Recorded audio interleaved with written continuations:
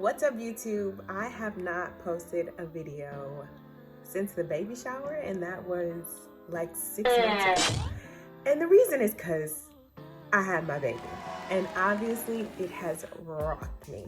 But I cannot wait to tell and share with y'all how motherhood is treating me, how it is whooping my tail. I also want to introduce my little girl to y'all. But I feel like we can't get into all of that until we actually go back and talk about when she got here.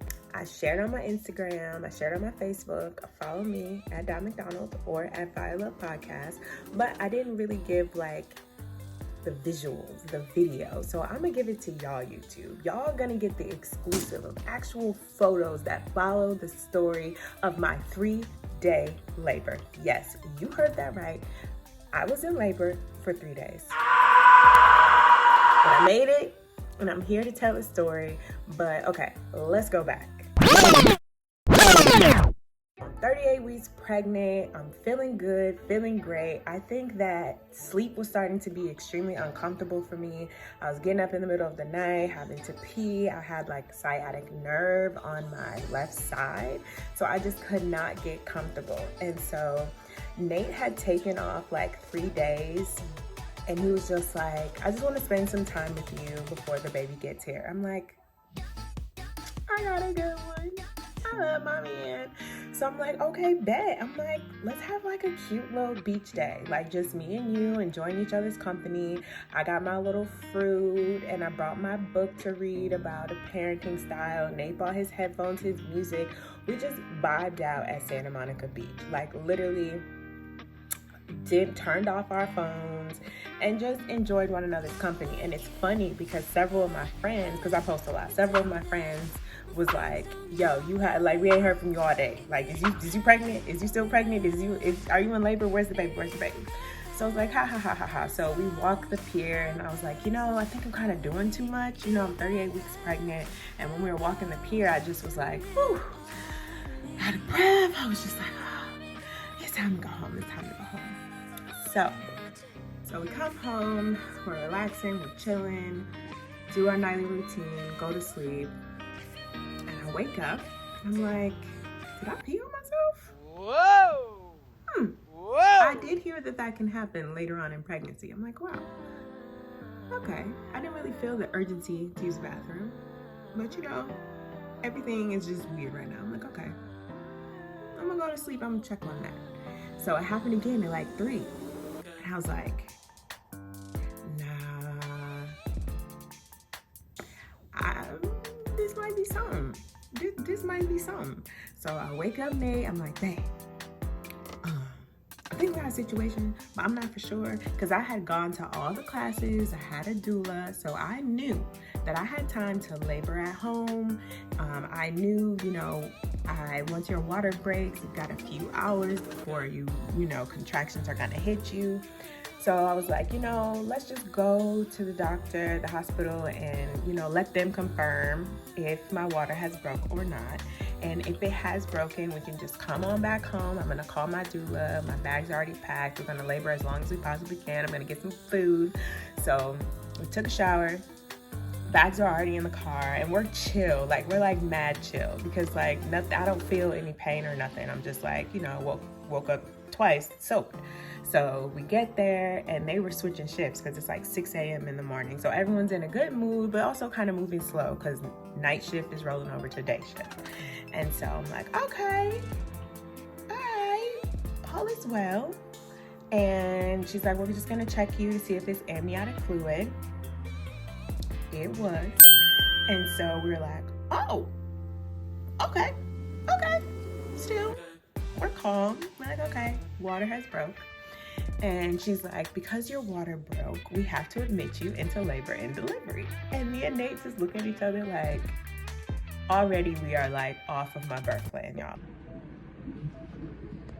It's June 21, 2023. What time is it? Okay. And guess what? We just found out that your water broke. And it's baby day. How do you feel? I feel good. I'm surprised. I didn't think it would be today, but it's gonna be today. She's ready today or tomorrow or however long it takes. But Right. she's on the way. Are you nervous? I'm surprisingly very calm, very calm. But no pain has hit yet. So ask me again in a couple hours. Okay.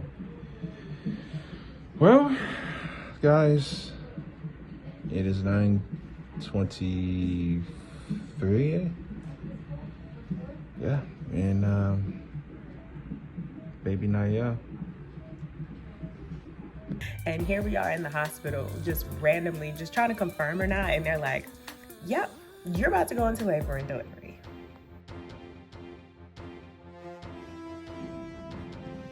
How you feeling, babe? Good. How long you been here? I want to say 12 hours, right? 12 hours. Like 12 hours going on 13. Are you nervous? Excited? I mean, I know we've been here for a long time, but in just a couple hours, you'll be a dad. You'll finally get to meet her. Yeah, me and her spoke last night, so So are we here because of you? I would like to say yeah. What do you mean y'all spoke? What happened? I had a conversation with her. I told her it was about that time.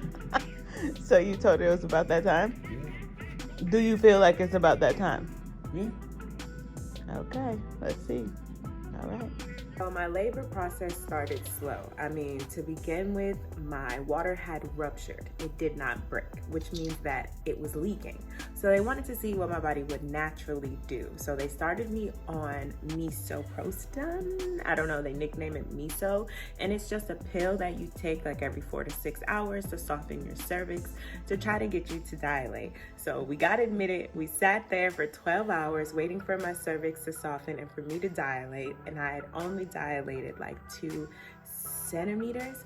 So after about 12 hours, we're pretty impatient and we're like, let's just get the Pitocin. Let's get these contractions going. So they start me on the Pitocin, and so that was like end of day 1, rolling into day 2, and baby, I am tired. They started me on the lowest dose of Pitocin and took me to the highest dose of Pitocin, and still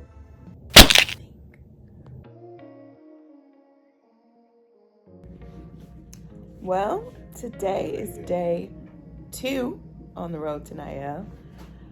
I am tired, I am excited, I am a little discouraged.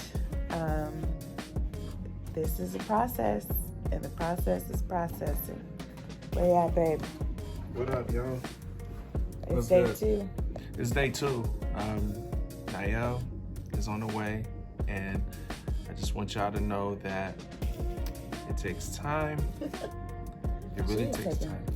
She's taking her time. She's very patient, just like her daddy, but we're gonna see. We are going to see. Waiting for her. The only thing that's keeping me going, keeping me positive, and giving me strength is knowing that I'm just hours away from meeting my baby girl. Just hours away. I'm hanging on.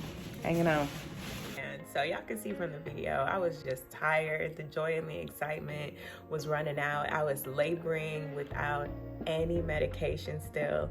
And so by the end of day 2, I was like, epidural me. Give me the epidural. I've done the thing. I've seen what the contractions feel like. I see what the pain is like. Just give me the epidural. And surprisingly, I was very good. Like, it wasn't a lot of hollering. It wasn't a lot of screaming. I just was more of like the take a deep breath. Like breathe through my contractions. Whole time, like, our moms are just like, what is going on? Like, your water broke 2 days ago. Like, what is happening? But again, it still was just leaking. So my heart rate was good. Baby's heart rate was good. But we were getting to the point where, like, this has been a few hours with, you know, oh, your bag is ruptured. You are at risk for infection. It was just getting down to the wire. And they were doing these cervical checks, which I had never experienced before, and unfortunately had probably the most traumatic experience, where they basically, you know, they've got to check your cervix, and I didn't know it was all the way back there, or maybe mine was further than it was supposed to be, but they was all upside me.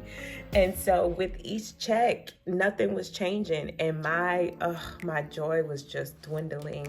My hope was dwindling. My excitement, I just was getting more and more defeated, because I'm like, I'm doing all the things, man. Like, oh, why is it not working? What is wrong? Like, what is happening? So finally, day 3, I felt like I'm gonna have to think about this now. I'm gonna have to think about this, because the C-section was not in my plans. I had never thought about it. My pregnancy was smooth sailing. I mean, great, no issues whatsoever. So C-section was like in the furthest part of my mind. I knew it was a possibility, but I'm like, most likely not. Listen, baby. That nurse came in and was like, we're gonna have a conversation. I want you to start thinking about other options. Now, what other option is there? And I just broke down crying. And when I broke down crying, y'all, my water broke completely.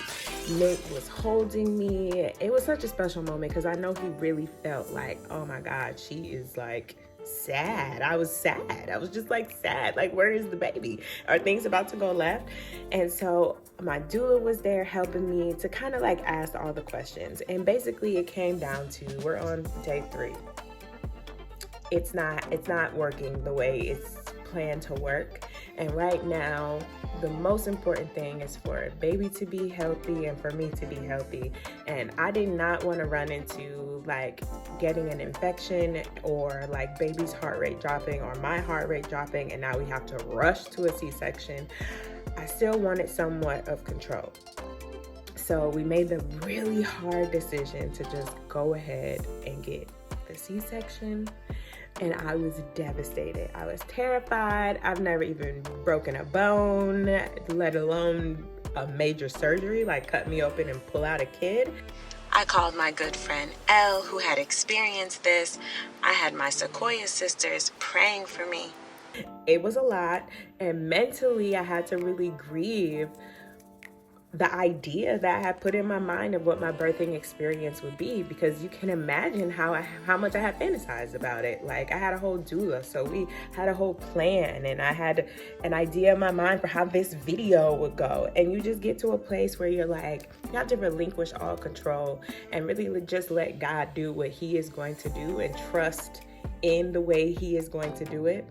And I was shaking in my boots, y'all, like shivering, like, oh. So, and I didn't know if it was from the epidural. I didn't know if it was from the fear, but y'all, we suited up, we put on our little outfits, and just like that, she was here. Happy birthday!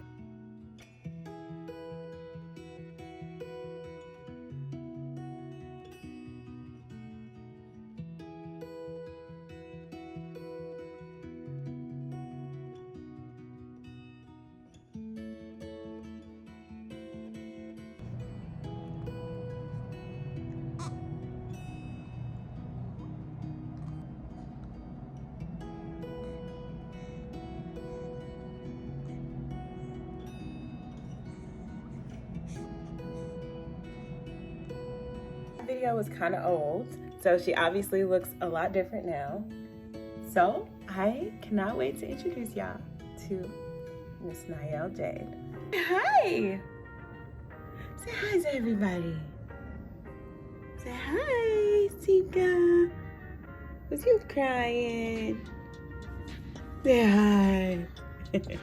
Say hi. So I want to know who y'all think she look like.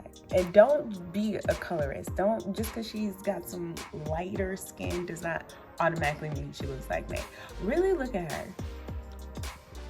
Now look at me. Now look at her. Now look at me. No, I'm just kidding. Drop in the comments who you think Nielle looks like, and please stay tuned. We will be giving you so much more of our life with Nielle and how we are continuing to keep our love lit.